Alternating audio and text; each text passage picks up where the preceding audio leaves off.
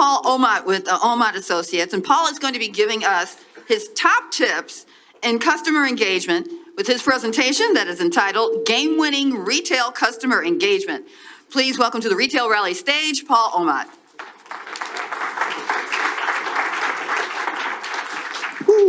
Thank you, Robin. Hello, everyone. Where did Bruce go? Bruce, can I just start with a question? Oh, thank you. Am I among friends here? I believe so. We think so? I just want to make sure I'm among friends here because we're going to talk about something really important to you as retailers, and that's your feelings. So if you don't want to get in touch with your feelings right now, I suggest that maybe you find a quick way out. But if you want to talk about your feelings and the power of what Terry was just talking about, my friend Dr. Wu, the power of neuromarketing to shape the feeling that we get, this is the place to be. I have a hard truth for everybody in this room, everybody that's in retail today, and you probably know what that hard truth is. Maybe you haven't heard about this before, but there's this company out there called Amazon. I see a lot of nervous, like, yeah, we've heard of Amazon, Paul. This thing called Amazon that is making shopping and retail harder and harder by the day. Amazon is making every product a commodity, something that you can get. I can get just about anything delivered to my house, sitting on my couch in under an hour, should I choose to do that. That's a pretty disruptive force. But what is the one thing that Amazon can now never and never will sell and be able to master? Anybody have a sense of what Amazon can't do that only the people in this room can do? What'd you say? Customer engagement. Just guessing. What does customer engagement look like? What else can't they do? I heard a word, humanity. They can't deliver humanity. What else can't they do? They can't give you emotion the way you think they can give you emotion, and they can't give you feeling. None of those things. I see my friend Jill and Dan from the Mall of America here, and they're fond of telling me that, Paul, hey, you know what? The Mall of America does not sell shoes. Am I right or wrong? I'm absolutely right. What does the Mall of America sell? They sell an experience. They sell something that you can't find anyplace else. They figured out a way for you and your family or your loved ones to come together in a shared experience together. They're selling an emotion more than anything else. And oh, by the way, you can also pick up shoes there, but they are selling an experience. It's a pretty powerful thing. Fortunately, there's only one Mall of America, and there's lots of you guys out there. So where does this all come in? I had a friend of mine call me about 2 years ago after the Christmas season, the holiday season, the sales season. He said, Paul, I don't know what to do with my client. They're a small retail organization. They have 3 locations, and their sales are down for the 3rd year in a row. They're getting less and less people through their doors. Their margins are getting squished, and they think they want to spend a lot of money on marketing and advertising. Will you give me a second opinion on this? Now, what PR guy doesn't want to go off and sell more marketing and advertising services? I mean, come on, really? I said, well, let me take a look at them. I said, let me do something a little bit differently. Let me do this. Give me about 2-3 weeks and let me just go kind of secret shop their stores and let me see what they do and how they do it and what they really think they're selling and what they intend to sell and what they actually do sell. So he lets me do that. And he said, okay, can we spend the money on marketing and PR and advertising now? Because that would be a dream for a PR person. And I said, that's not what you guys need. You know what they really need? They need to get in touch with their feelings, and they have to learn how to sell those feelings and transfer those feelings in a neuroscience level, kind of like Terry was talking about, to other people. And they have to learn how to transfer them from themselves to other people through what they do, through the way they sell their techniques, the words they use, the images they use, and most important, the feelings they engender by using body language. I said, give me some time to train these people on how they need to do this. So they closed down their stores on a Sunday. They have 3 stores, and here's what we started off with. I took the first group of sales associates, kept them on the floor of their store, and I sent the other 2 groups through in groups of 2s and 3s and 1s, and I let them shop the store. And they came back and had a survey for them. And I asked them a series of questions about how their sales experience was. And I rotated that through for all three groups. These were people who knew their sales, they knew their products, right? They knew what the floor felt like. And I asked them to rate their colleagues' ability to sell them a product. Does anybody want to guess how those results came back that first time through? You don't want to, do you? You don't want to guess because you don't want to know. Not anybody that worked in that sales function wanted to buy from their colleagues. They gave them no reason to buy. They gave them no reason to sell. We had found our problem pretty quickly is that there was no reason for me to come back into that store because there was nothing there of any value for anybody. So I talked to my friend and I said, okay, have you been to Disneyland? Who here has been to Disneyland? What does Disneyland sell? An experience. What are they really good at selling also in addition to that? Everything. Absolutely, they sell everything. They sell $100 backpacks, and you can buy a very similar backpack someplace else for about $10, but you go to Disneyland and you'll spend $100 for that same backpack because all the people that work at Disneyland have one job in mind, and that job is to sell you an experience. Now, for really cool PR people like me, and I think maybe Dan and Jill, have you guys had the behind-the-scenes tour of Disneyland? You guys have, right? Because they know that other PR people will go talk about it and say how cool Disneyland is. But when you go behind the scenes at Disneyland, they do one thing that's really, really cool that's always stuck in my mind. Because you know that when Cinderella, an hour before she goes up on stage, right? She's at her house doing whatever, and she's got a wife or she's got a husband or kids or whatever goes along with that, and stress and school and everything else. And then when she goes in and punches that clock, because Cinderella punches a clock, believe it or not, she puts on her dress and her costume. There's a giant yellow line that she has to cross before she can go through and go be Cinderella.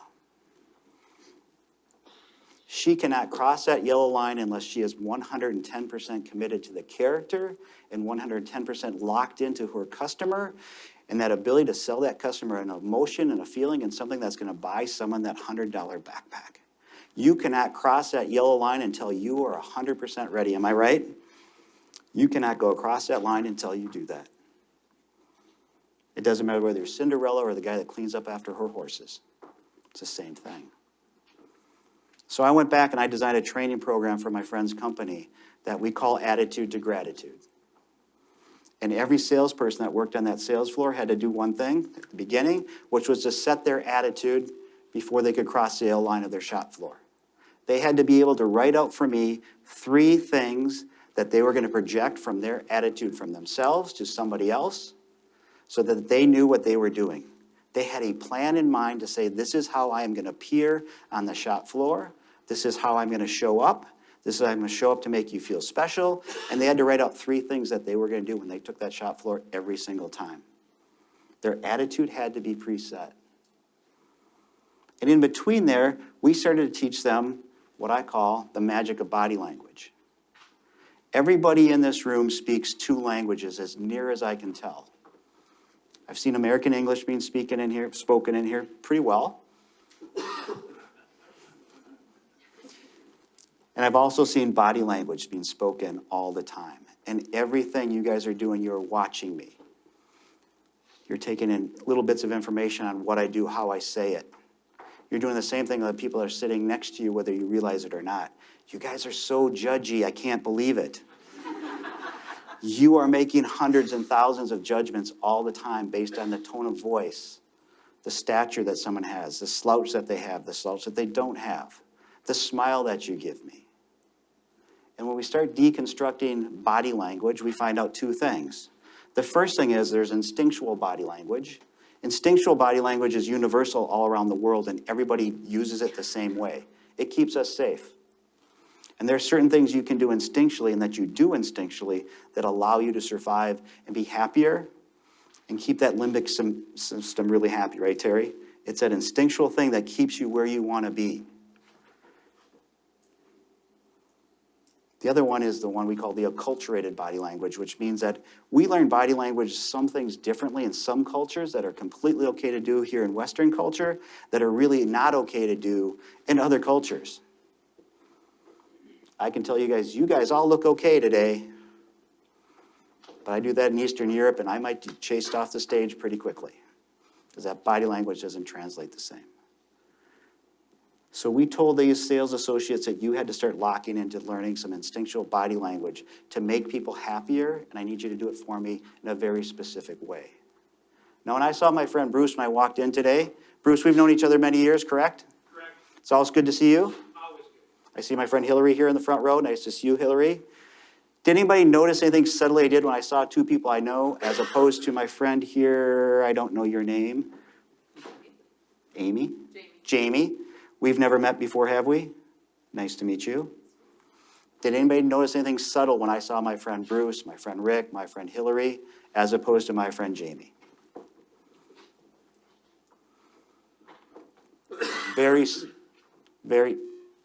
some of that, hand signals, but very subtly, when we recognize someone that is a friend of ours, our eyebrows will come up ever so slightly to say, ah, there's Hillary. Ah, there's Rick. Ah, there's Bruce. There's Jamie. I don't know her. My body language is cued in to say, I don't know you. So instinctually, we allow people into us closer with our eyebrows very first. It's very funny to watch, but try it out on your friends and family. People you know, you'll instinctually recognize with an eyebrow. What if I program that, my sales associates, to recognize everybody? You guys are laughing. We looked at each other and we both raised our eyebrows. You both rose your eyebrows. Of course you did. Because you're wired that way.